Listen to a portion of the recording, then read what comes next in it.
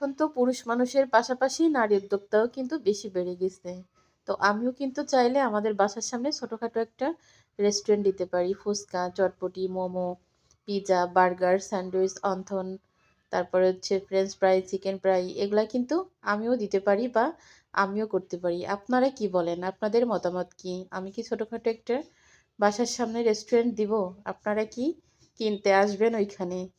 দেখি আপনাদের কি মতামত। যদি সবার মতামত এক হয় তাহলে চেষ্টা করব বাসার সামনে ছোটখাটো একটা রেস্টুরেন্ট দেওয়ার জন্য।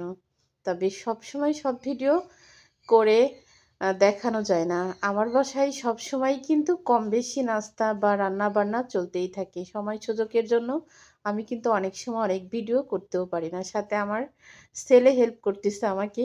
করে, সবসময় করে। যখন দেখে যে অনেক বেশি রান্না বান্না বা অনেক বেশি নাস্তার আইটেম থাকে তখন কিন্তু ও আমাকে হেল্প করে।